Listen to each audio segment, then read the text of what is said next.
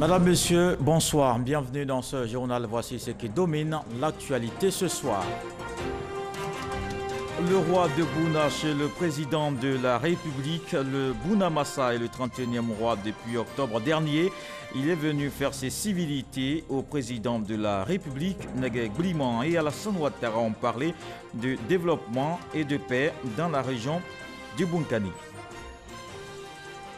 Les élections partielles se sont tenues dans le calme aujourd'hui. Ce dimanche 16 décembre 2018, les électeurs de 8 circonscriptions étaient convoqués dans les urnes. Ils ont choisi leur maire et président des conseils régionaux. À suivre dans ce journal tous les détails de ce jour de vote. Ils n'arriveront pas à destination. La Côte d'Ivoire renforce sa lutte contre le travail des enfants. 9 enfants provenant du Burkina Faso interceptés par les forces de l'ordre à Boisseau dans le sud Comoué. Ils se rendaient dans une mine d'or clandestine. Aujourd'hui, dimanche 16 décembre, était jour de vote dans 6 communes et 2 régions. Le scrutin s'est déroulé dans le calme dans l'ensemble. Les bureaux de vote ont ouvert et fermé leurs portes il y a quelques heures. Dans ce journal, nous reviendrons sur cette journée de vote dans 8 circonscriptions concernées par ces élections partielles. Mais avant, parlons de cette audience du président de la République accordée au roi de Bouna aujourd'hui. Sa Majesté Nege Bliman est allé présenter ses civilités après son intronisation en octobre dernier. Le 31e roi de Bouna a parlé aussi avec le président de la République de développement et de cohésion sociale dans le Bounkani. Je vous le disais à l'instant, ce dimanche 16 décembre, les électeurs se sont rendus dans les urnes. Ils ont choisi leur maire et président des conseils de région. Une élection partielle qui concerne que 8 circonscriptions dans la commune de Port-Boué. L'heure est à l'attente des résultats. Les bureaux de vote ont refermé il y a quelques heures. Francis Boifo. À Port-Boué, les bureaux de vote que nous avons sillonnés ont fermé après 18 heures, tenant compte des heures d'ouverture. Nous avons 400 enregistrés, nous avons 118 votants. Le moment tout va bien jusqu'à présent. Le dépouillement a déjà commencé. Il reste maintenant à faire les décomptes et puis donner le résultat pour qu'on puisse savoir au moins qui a été le vainqueur au niveau du bureau 7.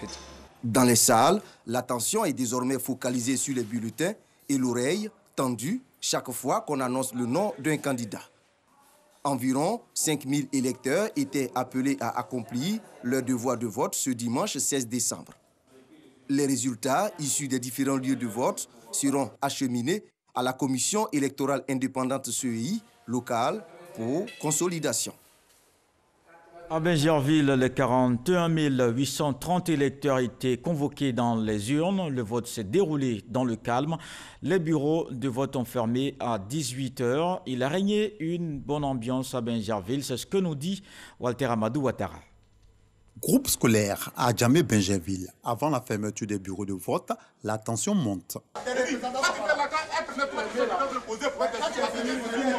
Lui, il ouvre la porte encore pour vérifier si ces éléments sont là. Pourquoi? Pas peut-être là, ces éléments dedans. Il veut rentrer, pourquoi? Les forces de l'ordre parviennent à ramener le calme et invitent les derniers votants à quitter la cour. Il est 18 h. Le représentant de la CEI, Commission électorale indépendante, annonce la fermeture des bureaux de vote. Il est 18 h 05. Le bureau 4 au niveau de Adjamé-Bingerville ferme les portes pour que nous puissions passer au dépouillement. Tout s'est bien déroulé dans l'ensemble, pas d'incident majeur. Ici, les représentants des 2 candidats confirment que le scrutin s'est bien déroulé. Dans l'ensemble, c'était calme toute la journée. Il y a eu quelques électeurs qui étaient un peu fougueux, mais dans l'ensemble, c'était calme. Tout s'est bien passé, en tout cas. Il n'y a pas eu d'incident majeur. Les gens sont venus à leur rythme voter et il n'y a rien à signaler. Au moment où nous quittons le bureau numéro 4 du groupe scolaire d'Adjamé-Bingerville, les décomptes avaient débuté dans ce bureau qui a enregistré 180 votants sur 432 inscrits. Comme dans les autres circonscriptions, les bureaux de vote ont ouvert à 8 h. Le candidat du RHDP, Jean-Louis Moulot, a voté à Moussou et Georges Ezalé du PDCI au Collège moderne de Grand Bassam. Des incidents ont été signalés dans certains bureaux de vote Sidonie Davila. Grand Bassam, dans le sud Comoué, 42 051 électeurs répartis dans 104 bureaux de vote. Avant l'ouverture officielle des bureaux, les agents de la CEI procèdent à la vérification et à la mise en place du matériel technique. La plupart des bureaux ont effectivement ouvert à 8 heures. Au premier jour de ces votes-là, tout le monde est un peu content. C'est qu'on est tous contents de reprendre dans la paix. J'ai une cérémonie de mariage, donc je voulais en finir vite parce que je me suis dit qu'il y aura affluence. L'affluence sera plus forte à partir de 11 heures. Bon nombre d'électeurs ont choisi d'aller prier avant de venir voter. J'ai choisi de faire la messe pour que Dieu étende sa main sur les candidats. Après ça, pour qu'il y ait la paix. À Grand Bassam, on note une présence remarquée des personnes du troisième âge qui ont tenu à accomplir leur devoir civique. Malgré quelques soucis relatifs au manque de stickers et à la défaillance des machines, on peut dire que tout se passait relativement bien dans l'ensemble. Nous avons décidé de faire un tour dans différentes communes, et notamment voir différents lieux de vote et bureaux de vote. Les choses se déroulent très bien. Et nous qui sommes chargés de la sécurisation de ces élections partielles, en tout cas, nous sommes satisfaits de ce que nous avons constaté à Bassam. Entre 14h et 16h, les esprits s'échauffent. Vive tension dans le centre de Bassam 1. La CEI locale décide de faire la lumière. 109 personnes ont voté sans la table biométrique. Renseignement pris auprès de nos agents électoraux. On lui dit non, elle est défaillante, la tablette est défaillante. Elle dit bon, on va vérifier. Elle prend maintenant, si on regarde, la tablette n'a aucune panne. Ils ont simulé la panne de la tablette pour faire voter les gens de manière manuelle. Donc j'ai décidé de mettre des manutentions dans tous les lieux de vote. Dès qu'il y a un souci une tablette, les manutentions remet la machine en marche pour rassurer les candidats d'un souci de transparence. À Grand Bassam, certains habitants ont choisi de prendre du bon temps en bordure de mer, certainement après avoir accompli leur devoir civique ce dimanche, jour de vote. Des élections tenues dans le calme. Toutefois, des incidents ont été signalés dans certains centres avant la fermeture des bureaux de vote. À Rubino, dans la région de l'Agnébi-Tiassa, les électeurs ont voté dans le calme. Il n'y avait pas grande affluence, témoin Cheikh Koné. C'est le village de Zobo, au centre de vote Namouedan 2, qu'a été lancée officiellement l'opération de vote dans la circonscription électorale de Rubino. Il est 8h05 lorsque le sous-préfet de Rubino, Aka Oy Aka, procède aux formalités d'usage, vérification de la logistique électorale, contrôle des agents électoraux et présence des représentants des partis politiques. Il y a eu quelques difficultés ici. C'est pour ça qu'on a tenu à être là, pour marquer encore notre volonté de faire en sorte que cette fois-ci, tout se déroule normalement. Le choix de ce centre n'est pas fortuit. C'est ici qu'est partie la série de réclamations qui a valu la reprise du scrutin à Rubino. Au niveau de la commission électorale indépendante, nous avons pris toutes les dispositions, à commencer par le remplacement des agents électoraux qui étaient ici durant le scrutin du 13 octobre 2018. Donc, dans ce bureau de vote de 373 électeurs, nous avons mis une équipe, en tout cas, qui pourra faire le travail. Il y a eu un changement dans le bureau, parce que ceux qui étaient là hier, qui font qu'il y a eu des incidents, il y a eu des problèmes, ils ne sont plus là. Il y a des nouvelles personnes qui sont là. Habituellement, l'une, c'est qu'on le positionne caché. Aujourd'hui, c'est exposé, tout le monde te voit en train de partir ton droit civique. Cap sur le centre de l'EPP Mission catholique de la ville. Il est 9h45. Ici, 3 bureaux de vote ont ouvert sur 4. Le bureau de vote 3 est resté fermé au grand étonnement des électeurs. Après une dizaine de minutes, le bureau de vote 3 est transféré dans une salle annexe afin de permettre aux électeurs d'accomplir leur devoir civique. Dieu merci, on est en train de voter dans le calme, il n'y a pas de tapage, il n'y a pas de problème. Que la personne, que la population de Rubino gagne. À 12h30, l'heure de notre départ de Rubino, ce n'est pas encore la grande affluence. Néanmoins, un important détachement des forces de sécurité était visible dans la ville pour parer à toute éventualité. La circonscription électorale de Rubino compte 7177 inscrits pour 21 bureaux de vote. 3 candidats, PDCI, RHDP et un indépendant sont en lice pour le compte des élections municipales.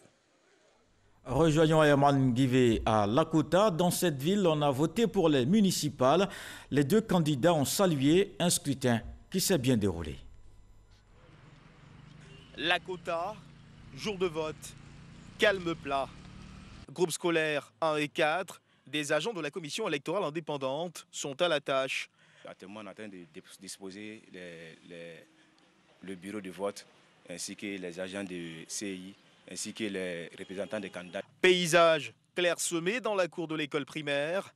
Quelques petites files d'électeurs se dessinent aux abords des salles. Des électeurs qui seraient occupés à la messe du dimanche. On vient de prier et je me dis qu'avec la prière, l'aide de Dieu, tout va se passer dans le calme, dans la paix. Voilà. Vraiment, ça s'est passé très bien. Même pas des bruits ici, on a bien voté et puis ça va. De passage, quand j'allais à l'église, j'ai vu que tout était calme. Au sortir, je vois aussi que tout est calme, je pense. Espérons et souhaitons que cela perdure jusqu'à la fin, parce que vraiment, on ne voulait pas revenir encore à cette barbarie que nous avons connue. Je souhaite que tout se passe dans la tranquillité, dans la paix surtout, et que le vainqueur dise qu'il est vraiment vainqueur et que le vaincu s'avoue vraiment vaincu pour la stabilité et la paix de notre commune, de notre département Lakota. Et pour assurer ses électeurs, une patrouille de police fait la ronde au sein de l'établissement. Sami Méry, maire sortant et candidat à sa succession, venu accomplir son devoir de citoyen. Je suis venu accomplir effectivement mon devoir. Et puis donc pour donner le bon ton, voilà, c'est surtout ça. On veut des élections apaisées, très apaisées, ne plus connaître ces violences du 13 octobre. Et donc on a passé pendant tout le long de la campagne, demander aux uns aux autres en tout cas de rester très modérés. On ne veut pas de violence cette fois-ci, pour l'intérêt même de Lakota, mais pour l'intérêt de notre pays. Et donc je pense que ils ont suivi le mot d'ordre, puisque pendant toute la campagne, il n'y a pas eu même une affiche même déchirée. Ça, c'est déjà un bon signe. Et j'espère qu'aujourd'hui, on aura une journée très calme et que le meilleur gagne. Changement de cadre pour un décor similaire, mais cette fois, avec un peu plus d'acteurs, les électeurs sont là et attendent leur tour. Kouyaté Abdoulaye, candidat à la municipale, est également venu accomplir son devoir de citoyen. Même si elle n'atteint pas le niveau du 13 octobre, mais l'affluence est réelle. Il y a des gens qui font croire que les électeurs doivent rester hors de la cour, hors dans la logique. Les électeurs doivent s'arrêter devant les bureaux de vote sécurisés. Nous sommes sereins. Nous pensons que nous allons tout simplement remplir. Dans les quelques centres que nous avons visités, électeurs, agents de la commission électorale indépendante locale et forces de l'ordre sont à leur poste, dans le calme et dans la sérénité. Restons avec Herman Guivé pour parler de la reprise des élections dans le Lodi-Bois. Dans cette région, les électeurs sont sortis timidement voter. 3 candidats sont en lice. Desi Toupo est habitant de Divo. Malgré sa santé fragile, il n'a pas voulu rester en marge de cette journée électorale.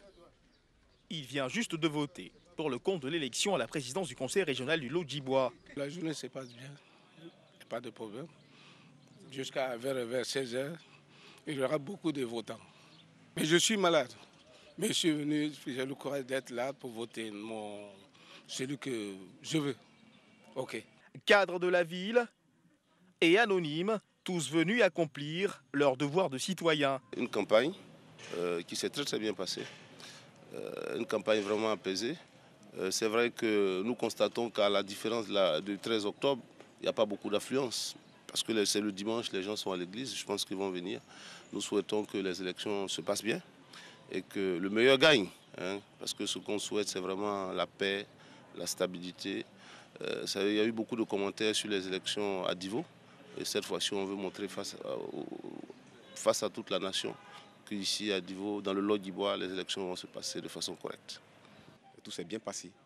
Parce que je souhaite, sur l'ensemble du territoire, qu'il n'y ait vraiment pas de violence, en sorte que chacun arrive à exprimer librement son choix. Idem pour Zéouri Bertin, candidat indépendant. Nous votons pour le développement aujourd'hui. C'est de cela qu'il s'agit. nous nous sentons en sécurité ce jour.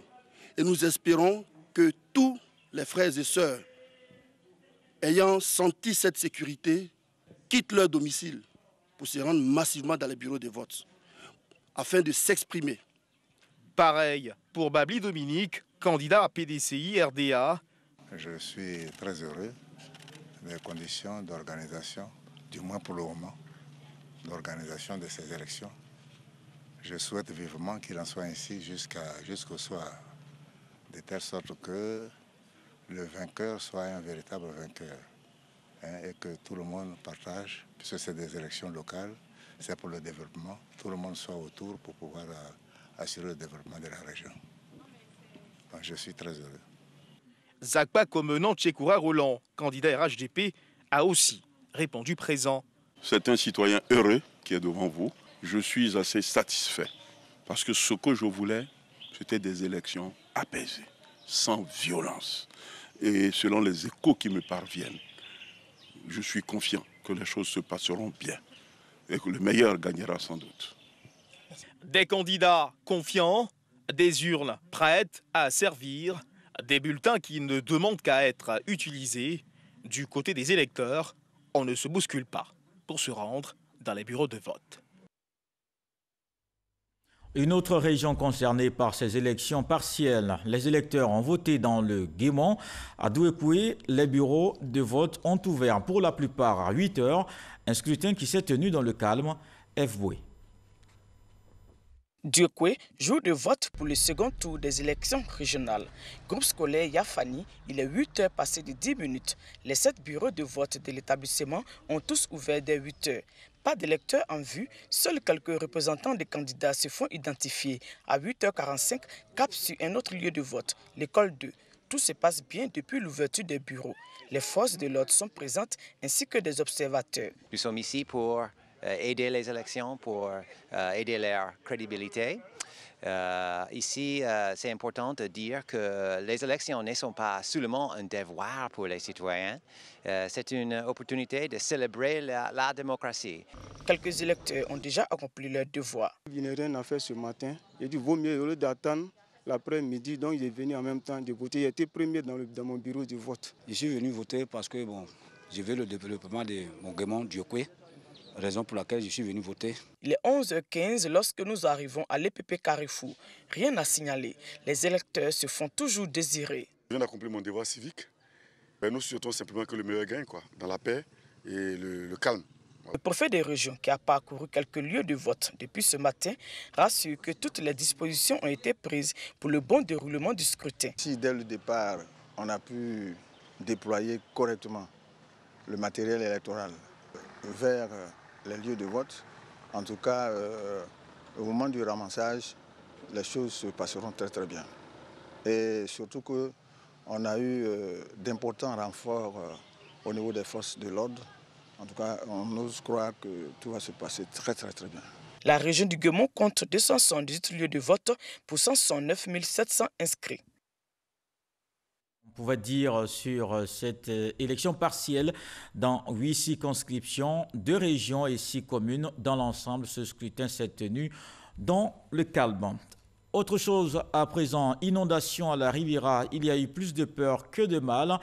Pas de dégâts matériels constatés, aucune perte enregistrée. Une pluie s'est abattue ce soir à Abidjan. L'eau s'est une fois de plus invitée dans les habitations à la Riviera Labra, dans la commune de Cocody. Des maisons inondées, de la boue dans des domiciles. La circulation était perturbée à certains endroits du fait de la présence de l'eau sur la chaussée. La ville de Korogo a une nouvelle bibliothèque. Elle est située dans la cité des médecins, un quartier de la ville. Ce centre de documentation a été inauguré hier par le ministre de la Culture, Maurice Bandama. L'ouvrage a coûté 350 millions de francs CFA à Mississauga. 3 ans après la pose de la première pierre, la bibliothèque municipale de la cité du Poro ouvre ses portes au public. La construction de cet ouvrage a été impulsée par le Premier ministre et ancien maire de Korogo, Amadou Gon Koulibaly. Cette bibliothèque vise à rapprocher les infrastructures des arts et de la culture des populations, avec un clin d'œil aux élèves et étudiants. Les enseignants et chercheurs n'ont pas été oubliés. Vu que la salle multimédia qui est à notre possession n'est pas, ou bien la capacité d'accueil n'est pas adaptée au nombre d'étudiants présents, nous pensons que cette bibliothèque permettra une fois de plus d'engloutir le reste d'étudiants qui n'ont pas de place à notre université. Ici, il y a des livres pour enfants et adultes de tout genre, des ouvrages scientifiques, culturels, didactiques en français et en anglais, ainsi que des accès à Internet avec un haut débit. La bibliothèque municipale de Korogo et l'ensemble de son équipement ont coûté 350 millions de francs CFA grâce au soutien financier du ministère de la Culture et de la Francophonie et de la mairie de Korogo. L'équipement en matériel informatique a été assuré par Orange Côte d'Ivoire et Ansuite. Le choix de Korogo pour ouvrir cette bibliothèque moderne s'inscrit dans la politique de décentralisation et de démocratisation des infrastructures culturelles. Korogo se devait de recevoir sa bibliothèque qui contribue ainsi à compléter l'écosystème de la formation, de l'éducation et du savoir de la capitale du Nord. Bâtie sur une superficie de 10 000 m², cette bibliothèque compte 2 salles multimédia de 25 et 31 ordinateurs, 2 salles de lecture. Selon le ministre de la Culture et de la Francophonie, Maurice Kouakou Bandaman, l'ONG française Lien offre déjà 25 000 ouvrages à la bibliothèque. La consultation des ouvrages est gratuite et se fait sur place. Pour le moment, la connexion Internet est aussi gratuite. 9 enfants en provenance du Burkina Faso interceptés à Boisseau dans la région du Sud Comoé. Leur âge varie entre 14 et 17 ans. Ces enfants se rendaient à la mine d'or d'Angovia pour leur paillage clandestin. Des détails avec Sita Soro. Le 25 novembre dernier, un véhicule de transport en commun est intercepté par les forces de l'ordre. À bord, 9 enfants dont l'âge varie entre 14 et 17 ans. Provenant du Burkina Faso, ces 9 enfants étaient destinés à travailler dans la mine aurifère d'Angovia, dans le département de Boisflé. Là, dans le cas d'espèce, il s'agit d'exploitation et de pire forme de travail parce que ces enfants étaient dans une zone aurifère. Ils étaient dans une exploitation minière à Bafia, non loin d'Ama Ferré, et ils partaient cette fois-ci à Angovia pour une mine beaucoup plus importante, dit-on. La ministre de la Femme, de la Famille et de l'Enfant, venue s'enquérir de la situation et apporter le soutien de l'État de Côte d'Ivoire, a salué l'action des forces de l'ordre et a appelé à la protection des enfants. 9 adolescents qui ont été sauvés donc des mains de trafiquants véreux, sans scrupules, et ceci grâce à nos forces de défense et de sécurité, dont la vigilance et vraiment l'efficacité ont permis de sauver la vie de ces enfants. Nous sommes au mois de décembre. Les enfants, le mois de décembre, c'est le loisir, c'est leur droit. Ils ne sont pas faits pour être exploités, ils doivent vivre leur enfance, ils doivent jouir de leur enfance, ils ont droit à une vie décente, ils ont droit à la santé, ils ont droit à l'éducation. Placés dans des familles d'accueil dans le village d'Assouba, l'État, l'ambassade du Burkina Faso en Côte d'Ivoire, l'Organisation internationale pour les migrations OIM et l'UNICEF sont en train de tout mettre en œuvre pour que ces enfants retournent dans leur famille d'origine au Burkina Faso. Ils viennent de la province de Ganzourou. On a identifié dans les discussions informelles déjà 3 familles, mais comme j'ai dit, nous allons nous entretenir avec les enfants pour savoir exactement d'où ils viennent. C'est-à-dire qu'on va localiser avec précision les familles et enclencher le processus de rapatriement. Nous apportons de l'appui technique et financier au gouvernement ivoirien, mais je pense que, comme vous l'avez pu constater ici, le trafic d'enfants, l'exploitation des enfants, c'est une affaire de tous. Donc il faut que tout le monde contribue, sinon ce phénomène risque d'être inaperçu au niveau des différentes communautés et il y aura encore beaucoup d'enfants qui vont parcourir ce risque d'être trafiqués et finir dans des zones aurifères. La ministre de la Femme, de la Famille et de l'Enfant a fait don d'1 million de francs CFA pour la prise en charge de ces mineurs en attendant leur retour. Fin de la COP 24 en Pologne. Pour les participants, ce n'était pas vers la mise en œuvre de l'accord de Paris sur le climat. La Côte d'Ivoire a adhéré au programme pour l'efficacité énergétique du bâtiment, un projet initié par la coopération allemande et l'Agence française de développement. Envoyé spécial, Grace Kando. La Côte d'Ivoire rejoint le PIB en matière d'efficacité énergétique du bâtiment à travers cet accord d'adhésion. Le PIB est une initiative franco-allemande lancée lors de la COP22 à Marrakech, au Maroc. Il vise à soutenir la transformation du secteur du bâtiment vers une meilleure performance énergétique et contribue à la réduction des émissions de gaz à effet de serre. À travers ce programme, la Côte d'Ivoire entend bénéficier d'appui pour de nouvelles technologies de construction de bâtiments à faible consommation d'énergie et par conséquent à faible émission de gaz à effet de serre. Mais d'autres intérêts, d'autres avantages s'offrent à la Côte d'Ivoire à travers ce programme. C'est que les nouvelles technologies de construction et de rénovation des bâtiments vont permettre de générer des emplois. Ensuite, la baisse de consommation de l'énergie va être un facteur d'économie pour la Côte d'Ivoire. Alors l'efficacité énergétique des bâtiments, c'est 30% des émissions, c'est 30% des consommations énergétiques. On fait beaucoup de bâtiments scolaires, on fait beaucoup de bâtiments dans le secteur de la santé. Que ces bâtiments soient aux meilleures normes et répondent aux meilleures pratiques pour que la Côte d'Ivoire, comme la France, comme tout le monde, soit exemplaire dans ce domaine. Les premiers pays bénéficiaires du PIB sont le Maroc, le Mexique, le Sénégal, la Tunisie et le Vietnam. Dans le reste de l'actualité, ce soir, un tour dans le monde, ce qui a marqué cette semaine en Afrique et en Europe, le 7 sur 7, Laurent Sacho, Abdoulaye Koné.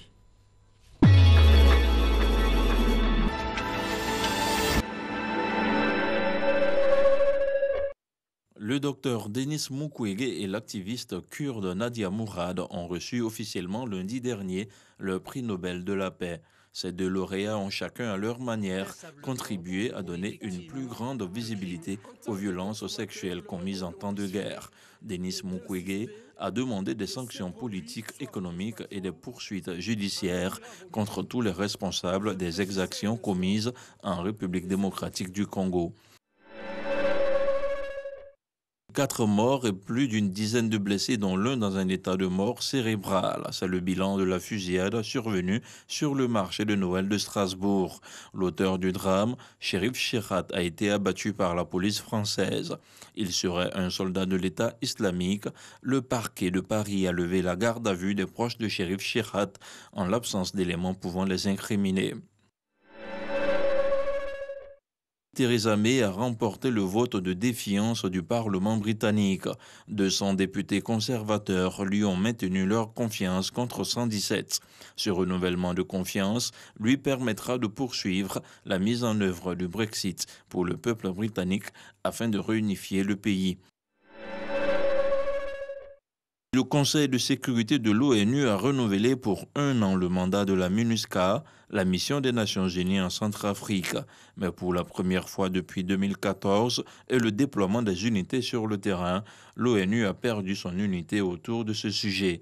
La Russie et son allié chinois se sont abstenus sur fond de tensions croissantes avec Paris. Les États-Unis ont annoncé l'imposition de sanctions contre 3 personnes, dont un ex-général israélien et 6 sociétés pour leur rôle dans la guerre civile au Soudan du Sud depuis 2013. Indépendant depuis 2011, le Soudan du Sud a sombré dans une guerre civile 2 ans plus tard. Le conflit a fait plus de 380 000 morts et poussé plus de 4 millions de personnes, soit près d'un tiers de la population, à prendre la fuite. En Inde, 11 personnes décèdent après avoir mangé du riz probablement contaminé avec une substance toxique. 93 autres personnes sont hospitalisées dans plusieurs établissements sanitaires, dont 29 dans un état critique. Les patients souffrent de vomissements, de diarrhée et de troubles respiratoires. L'entrepôt central de la Commission électorale nationale indépendante de Béni, au Nord Kivu, en République démocratique du Congo, a été la cible d'une attaque des hommes armés. Les tirs entendus aux alentours de l'entrepôt ont duré plusieurs heures. Selon le chef d'antenne de la CENI locale, le matériel de la CENI n'a pas été touché. Les élections présidentielles en République démocratique du Congo sont prévues le 23 décembre prochain.